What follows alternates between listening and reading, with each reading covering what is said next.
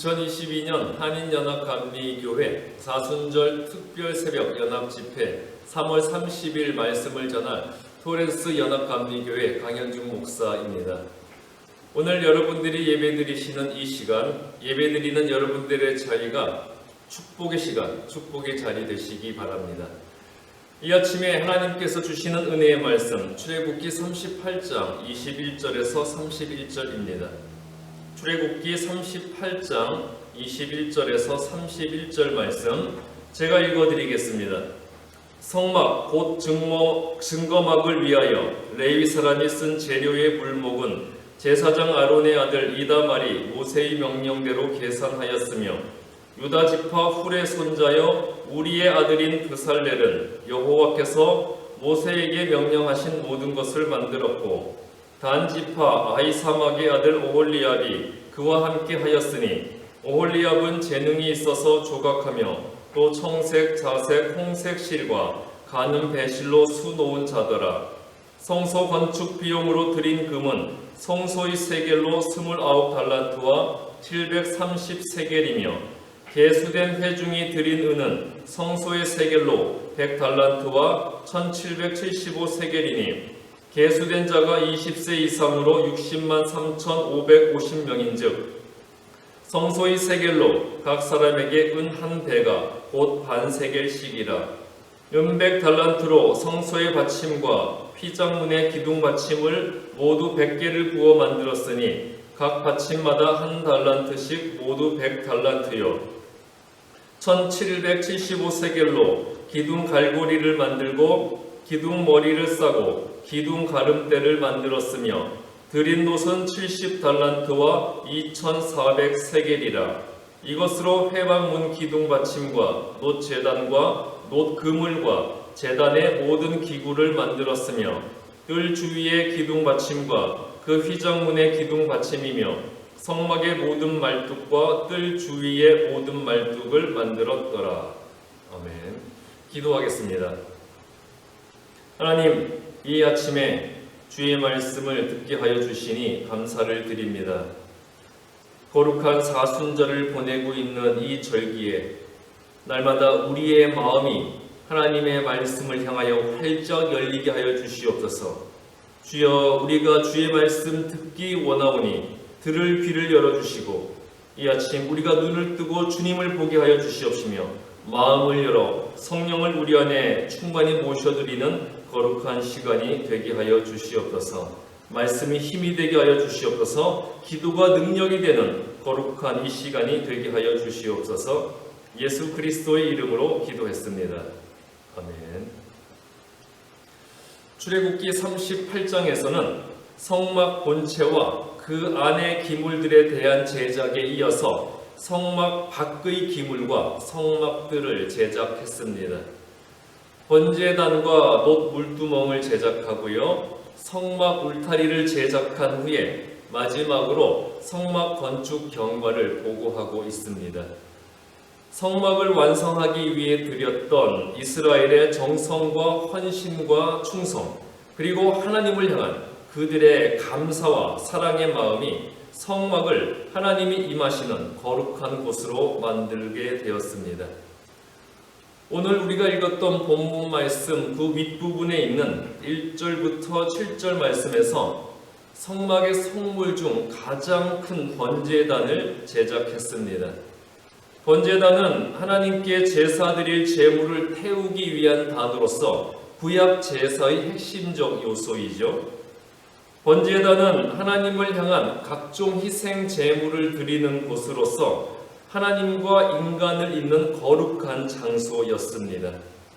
이 번제단은 희생의 죽음을 통해 하나님과의 생명적 관계를 회복시키는 용서와 화해와 교제의 장소였고요. 이 번제단은 인간의 대속 제물이 되신 예수 그리스도의 죽음의 장소인 십자가 제단을 예표하고 있습니다. 이처럼 번제단 위에서는 항상 번제물, 희생제물이 타고 있었는데 이 희생을 통해서 하나님과 인간의 관계가 이어질 수 있었습니다. 그러므로 예수님을 믿는 자들의 모임인 교회에는 희생이 있어야 하는 거예요.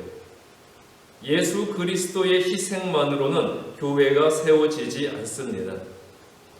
나를 위해서 예수님만 희생할 것을 요구하고 기대하는 이기적 신앙과 신앙을 가장한 이기적 탐욕과 욕심을 믿음이라는 말로 합리화하고 포장하지 말아야 하는 거예요.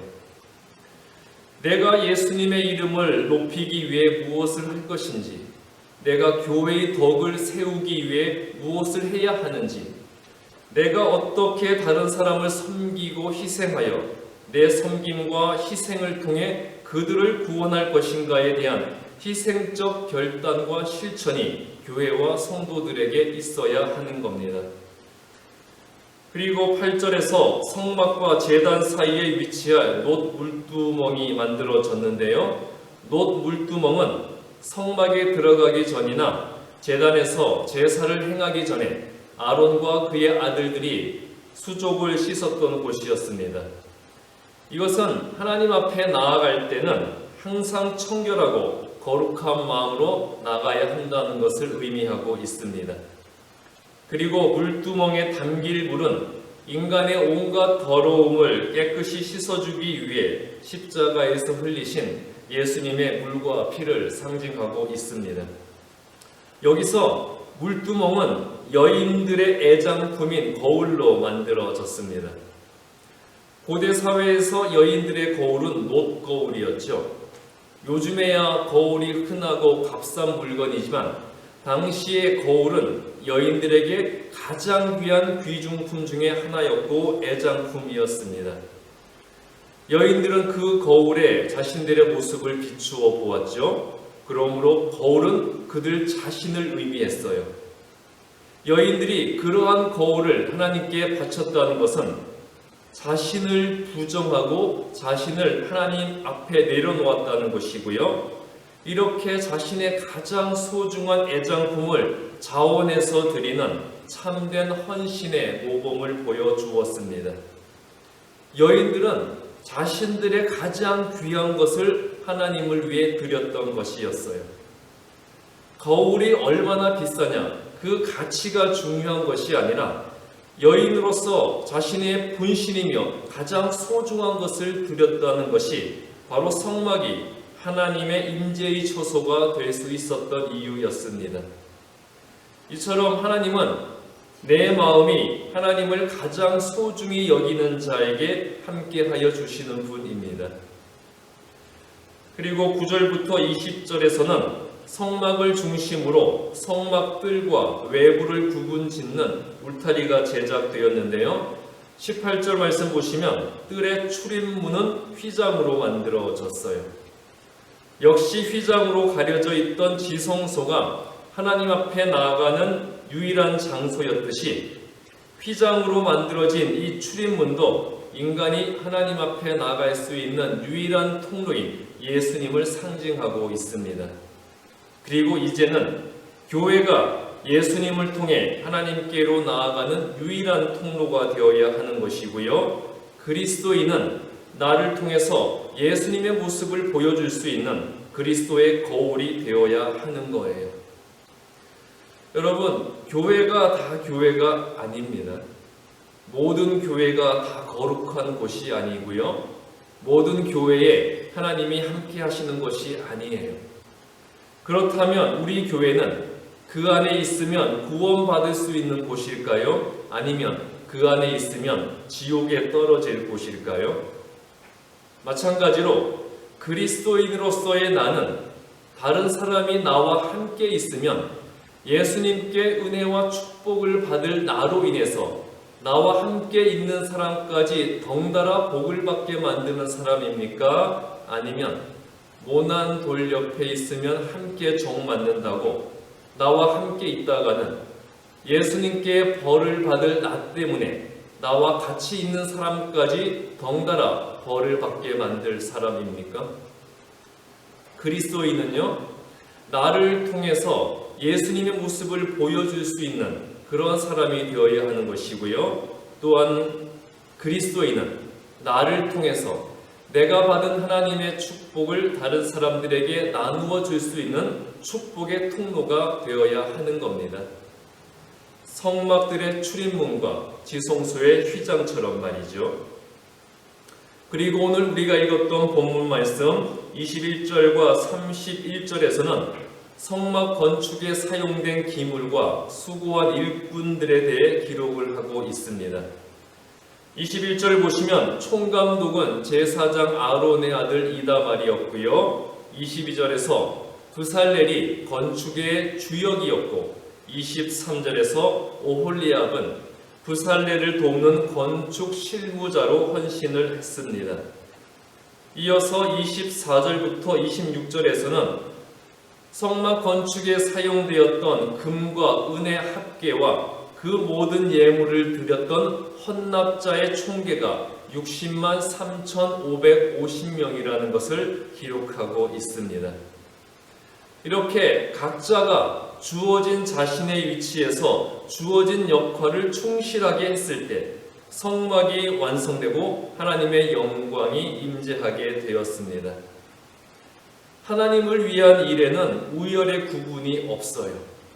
오늘 본문 말씀에서도 누가 무슨 일을 하고 누가 무슨 일을 하고 그렇게 나열만 되어 있지 어떤 일이 더 거룩하고 어떤 일이 더 영광스러운 일이라는 그런 말은 없습니다. 하나님을 위한 일에는 우열의 구분이 없고 다만 역할의 구분이 있을 뿐인 거예요. 하나님은 우리에게서 내가 어떤 역할을 맡았는가를 보시는 것이 아니라 내게 주어진 역할에 얼마나 충실했느냐를 보신다는 것이죠. 그래서 오늘 본문 말씀도 성막의 기물 하나하나에 깃들여 있는 백성들의 정성과 희생을 하나님이 다 알고 기억하고 계시다는 것을 밝혀주고 있습니다. 하나님은 우리가 드린 것의 액수가 아니라 자원하여 기쁨으로 드린 그 마음을 기쁘게 받으시고 기억하여 주시는 분이라는 거예요. 성막은 이와 같이 감사하며 기쁨으로 하나님께 헌신하는 이스라엘 백성들로 인해 거룩한 곳이 되었습니다. 성전은 그 자체로 거룩한 곳이 아니에요. 성전은 성전이라는 이유만으로 거룩한 것이 아니라 그 안에 있는 사람들로 인해 거룩해지는 것입니다.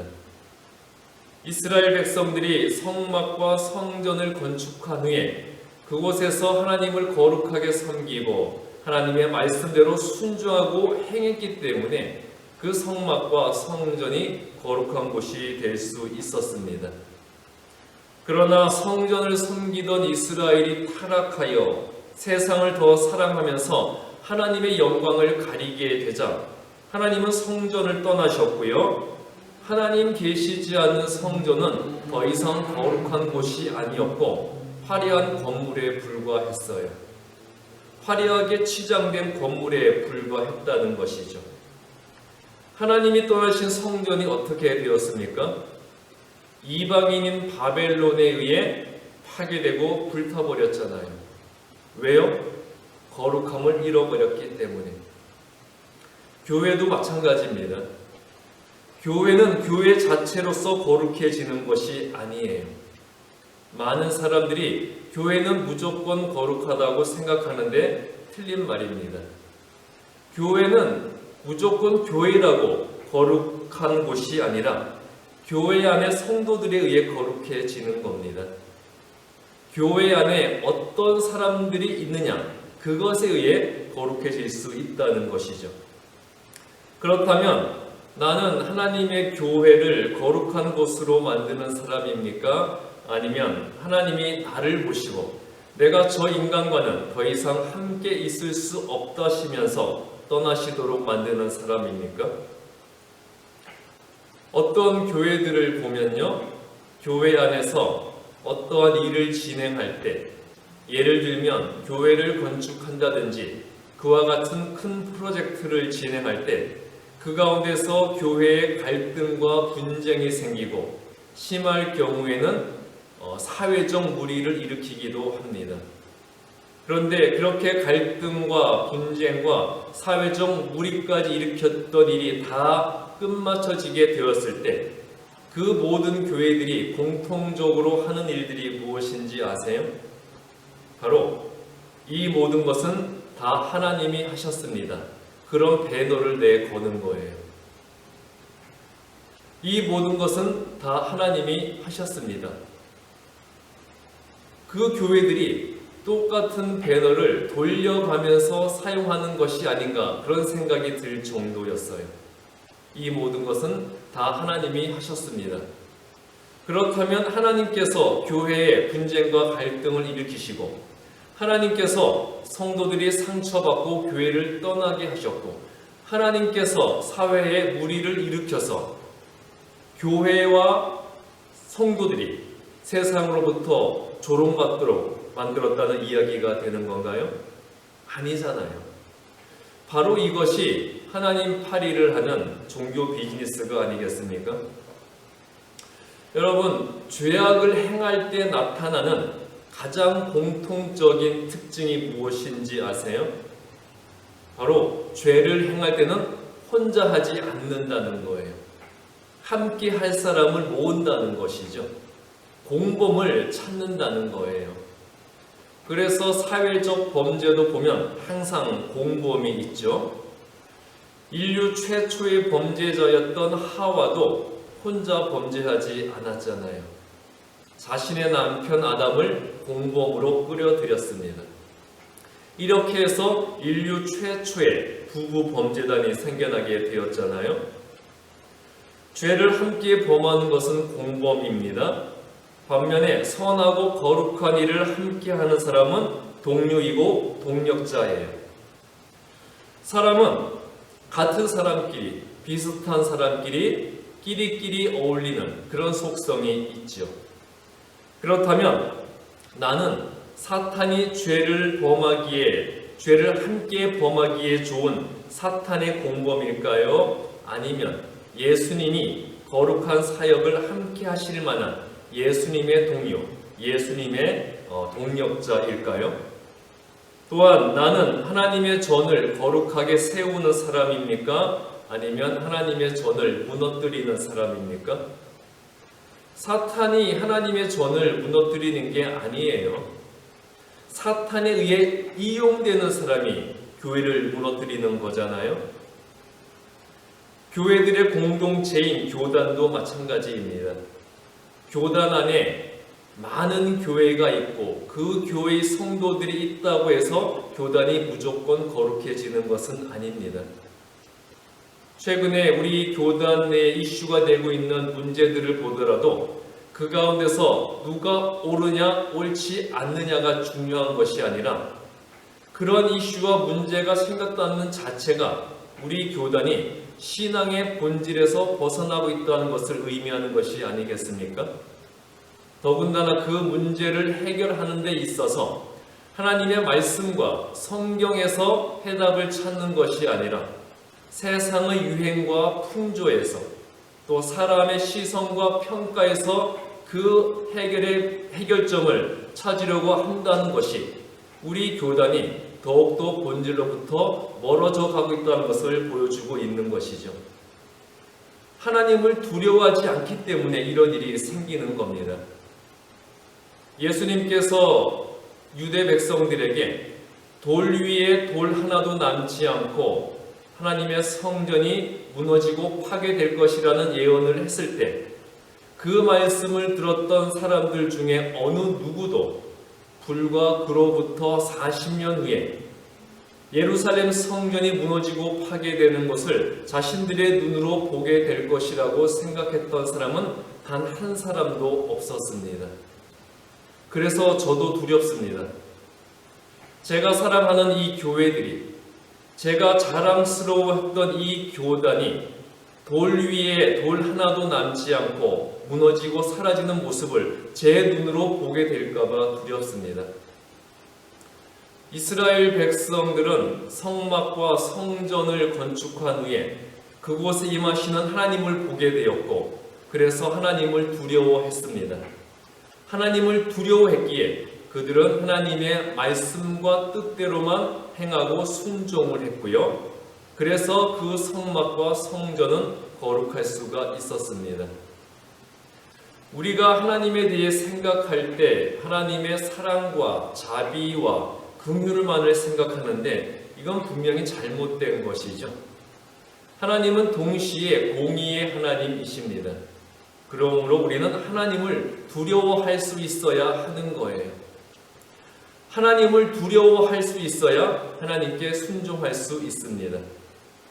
그러므로 하나님을 두려워하지 않는 교회는 교회일 수 없고요. 하나님을 두려워하지 않는 성도는 그리스도인일 수 없습니다. 자, 성막과 성전은 하나님 앞에 거룩한 제물로 제사를 드리는 곳이었습니다. 하나님은 성막과 성전에서 어떤 제물이 바쳐지고 어떠한 제사가 드려지기를 원하셨을까요? 로마서 12장 1절 보시면 내 몸을 하나님이 기뻐하시는 산 제물로 드리라고 하시면서 그것이 우리가 드릴 영적 예배라고 하셨습니다. 나를 제물로 드리고 내 삶이 제사가 되어야 한다는 것이죠. 그것이 우리가 드릴 영적 예배라는 거예요. 그렇다면 여기서 나를 하나님이 기뻐하시는 산 제물로 드린다는 것은 구체적으로 무슨 뜻일까요? 이어지는 2절에 답이 나와 있는데 나를 하나님이 기뻐하시는 산 제물로 드린다는 것은 2절에서 하나님의 선하시고 기뻐하시고 온전하신 뜻이 무엇인지 분별하여 그대로 행하는 것이라고 하셨습니다. 하나님이 우리에게 원하시는 영적 예배는 나를 제물로 드리고 내 삶이 제사가 되는 것이라는 거죠. 자, 성막은 하나님을 향한 이스라엘의 회개의 마음과 하나님께 드리는 감사와 헌신의 마음, 그리고 하나님의 뜻대로만 행하는 충성의 마음이 있었기에 거룩한 곳이 될 수 있었습니다. 우리는 하나님 앞에 언제나 거룩하고 청결한 몸과 마음으로 나아가며 하나님 앞에서 나를 부정하고 내 자신의 모든 것을 기쁨으로 자원하여 감사하는 마음으로 드리는 하나님의 사람이 되어야 하겠습니다. 여러분 모두가 내 자신과 나의 삶을 거룩한 예물로 드리는 거룩한 그리스도인들이 되시기를 주님의 이름으로 축복합니다. 기도하겠습니다. 하나님, 오늘도 우리에게 귀한 말씀 주심을 감사드립니다. 우리의 마음이 주님의 마음을 향하여 활짝 열리게 하여 주시고 우리가 그 말씀을 받아들이고 그 말씀에 이끌림을 받아 말씀대로 순종하여 나가는 거룩한 하나님의 사람, 거룩한 그리스도인이 되게 하여 주시옵소서. 우리들 거룩한 주의 사람들로 말미암아 우리들의 교회가 거룩해지게 하여 주시옵소서. 우리들 거룩한 하나님의 사람들로 말미암아 내가 있는 모든 곳을 하나님의 영광이 임하는 하나님의 임재가 나타나는 거룩한 곳으로 만들어 나가는 온전한 주님의 백성 그리스도의 제자가 되게 하여 주시옵소서. 주여 성령 충만으로 이끌어 주시옵소서. 우리들을 통하여 예수 믿는 나를 통하여 예수님의 형상이 나타나며 하나님의 축복을 드러내는 자들이 되게 하여 주시옵소서.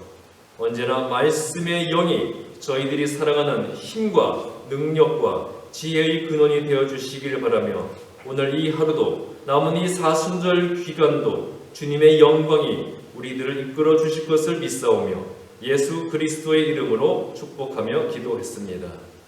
아멘.